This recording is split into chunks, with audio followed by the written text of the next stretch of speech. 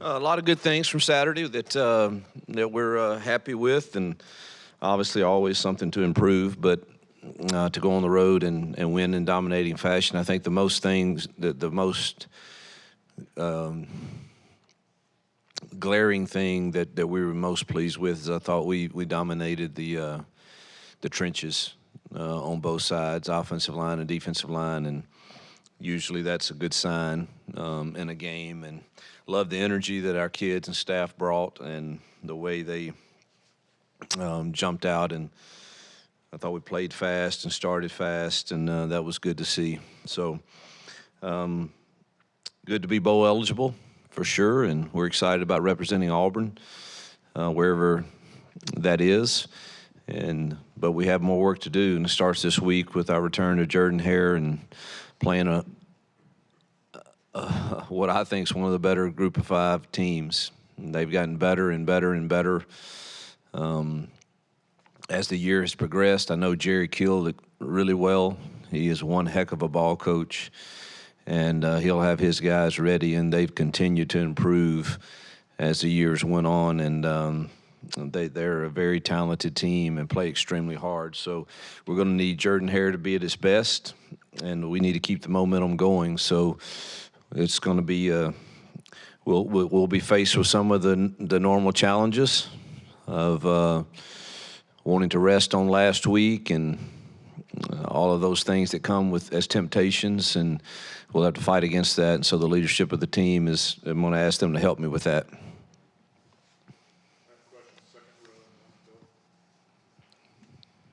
Coach, talk about the play of the receivers. Is the mic on? Yeah, talk about the play of the receivers. It looks like VAR, is getting better and better.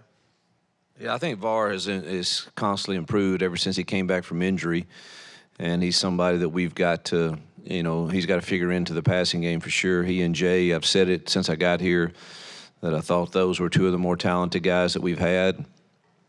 And we've improved some other places, but we still got a ways to go. We still are inconsistent in that room some, but we definitely have improved, and VAR is certainly part of that.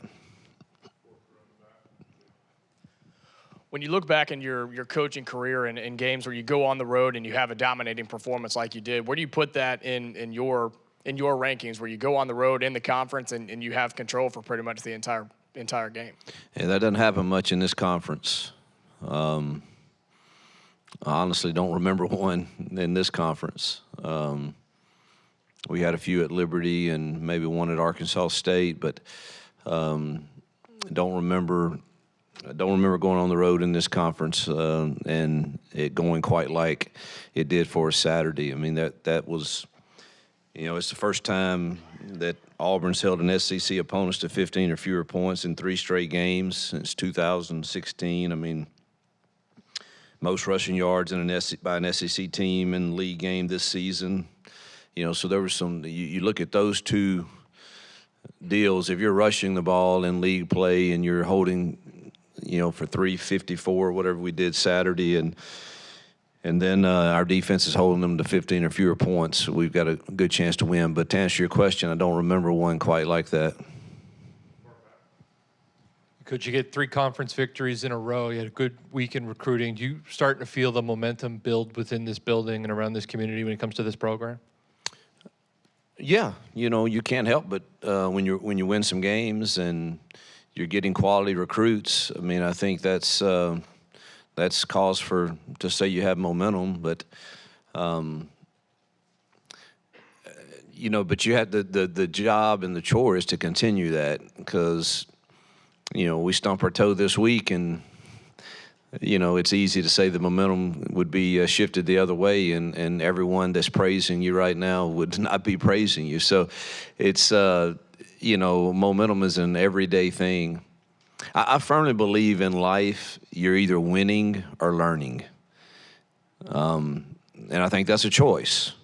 You can also choose losing, But one thing's for sure, you better get to choosing, or life has a way of choosing for you, and that's kind of going to be my message to our team this week. But when we're in a 4-game losing streak, that should be, you're obviously not winning, so it should be the learning time.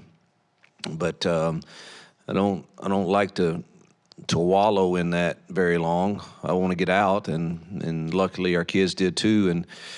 But the only way you truly ever lose, I think, is when you just choose that, because every experience that we have, you can choose to learn from and make yourself better. And that's what I hope we'll do this week is learn, why did we play well? Why are we getting better? We better not forget those things. There's still some learning to do.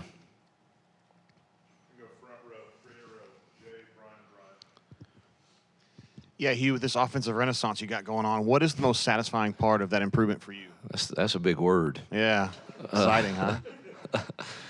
Well, it's really good just to see our kids play with confidence. I don't think you can be very good at anything if you don't have some confidence in what you're doing. And, they seem to be a confident group right now that's excited about another opportunity. And, I don't mean for this to sound anyway, but we could have put up a lot of numbers the other day, I think. And, they were good, but, we really started milking that clock about halfway through the third quarter and didn't throw it. And so, I really wish I could have gotten hold of some throws in there, but you want to handle things the right way, too, when you do get those opportunities, because I've been on the other side of that, too. But I do think our kids are starting to believe in something and believe that we can, score some points, and they're playing this, with some confidence. I don't know how to pronounce his last name, but Pavia. You faced him last year at Liberty. He's pretty talented. Very talented quarterback, extremely tough and mobile. He's a handful for sure, and they're using him in a lot of ways and a lot of motions and shifts and formations, and they've got a really good plan, and he can make a lot of things happen with his feet. Yes, you. How's just the injury update on your team? How's the player? I think we're okay. Nothing. There's some. Anytime you play a game, there's some things that pop up, but nothing that has ruled anybody out at this point. So, feel pretty fortunate.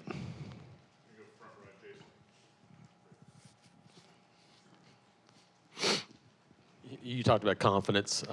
Peyton is a guy that has made a couple of mistakes that might have derailed guys, but he just kind of keeps coming. How valuable is that as a quarterback, that he has that next play mentality and just kind of continues to let it go? Quarterbacks, they better have that, and he does have it, and he's able to handle me and lets me rant a little bit, and without it destroying him.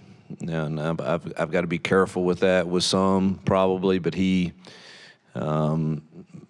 All the good ones I've had, I've told him this is what's going to happen at times, and he's mature enough to handle it, and we can move on. I think, it's obviously glaring when he's made a mistake at quarterback, and I think he's one of the reasons though that I think he handles is the few mistakes he's made. He knows better, and I guess that's why it upsets me sometimes. But man, he is a no excuse guy, and I'll play the next play guy, and it shows.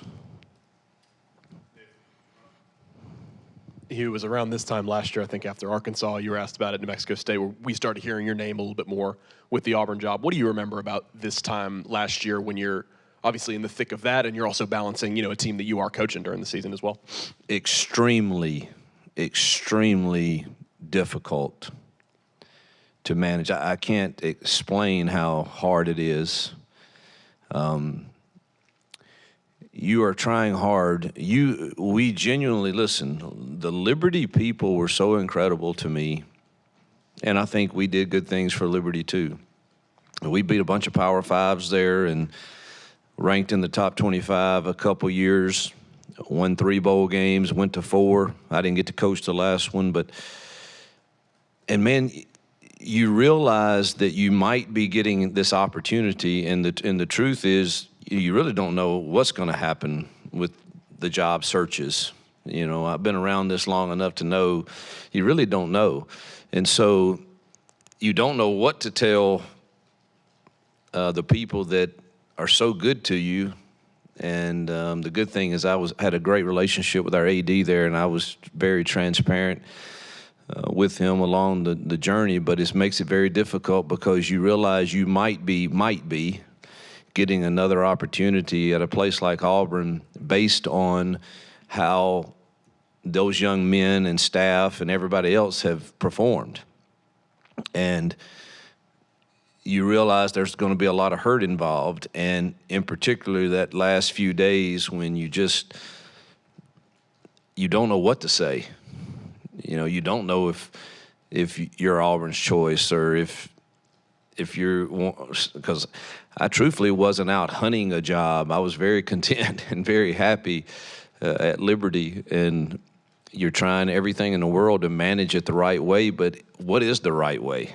And I actually was thinking about that this morning for some of the, you heard for all these families that are going to be displaced. We all sign up for it, so we get it. But I also thought about all the names that would start being floated around and the challenge that it is, because I just experienced it here recently. But I don't know what the right thing is to do, because you're trying to protect your relationship with those young men and the school that's been so good to you.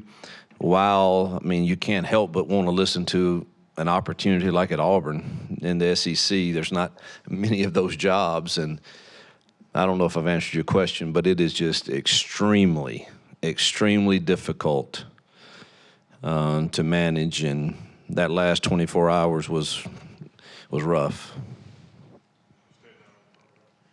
Rivaldo has had touchdown last week against Vandy, 2 against Arkansas. I think all 3 of the touchdowns he's lined up at a different spot, tight end, big slot, out to the outside. Just how much of a weapon has he been for y'all on offense? Because you have a guy that you can move around and make plays for you in a lot of different ways. Yeah, he's important to us, and I love our tight end room. I've said that.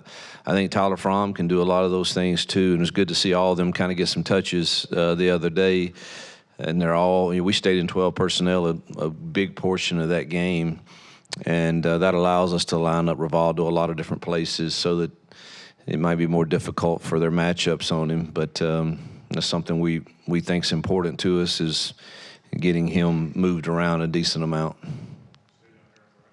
You talked a bit about just maintaining momentum, not resting on last week. You're at a point in the season where you have Alabama looming, just have this winning streak going. How do you do that without, looking too far ahead into the future? It's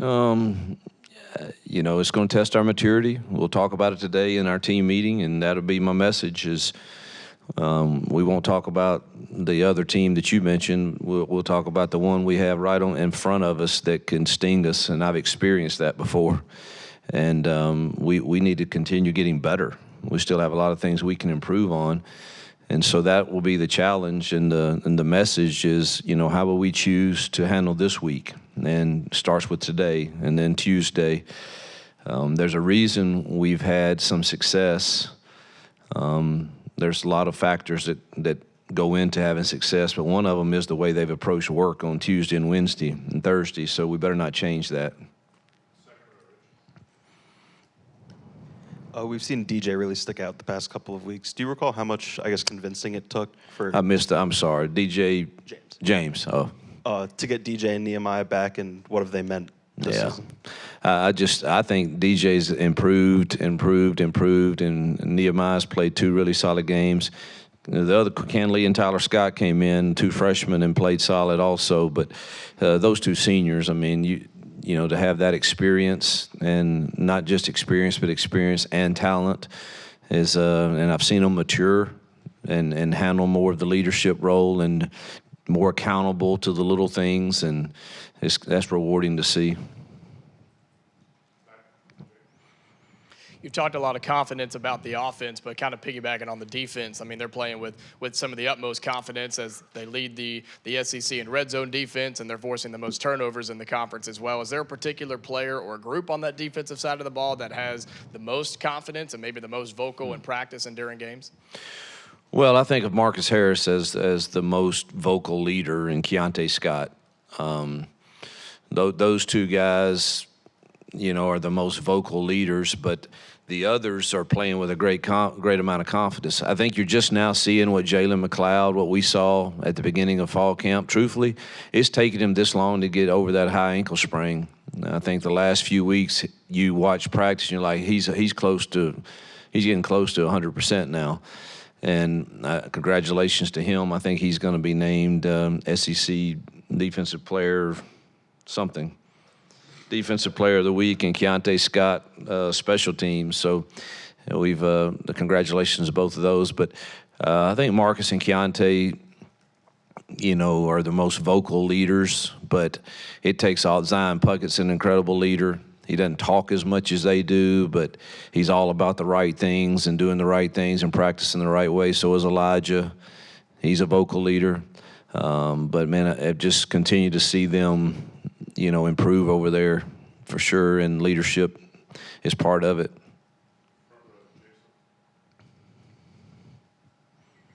You talked about running game and in the tight end group, but how much has the perimeter blocking on offense improved over the course of the last 3 or 4 games that's helped to kind of spring some of that running game too? We still have a ways to go. There were some yards left out there because of that, but we have improved it. Other than the Vandy game was not good for perimeter blocking for us. But the others, we've done a decent job, and that was probably our best down the field. People being aggressive and finishing and being a part, playing without the ball. I thought that was our best to date, but we still got to work on it.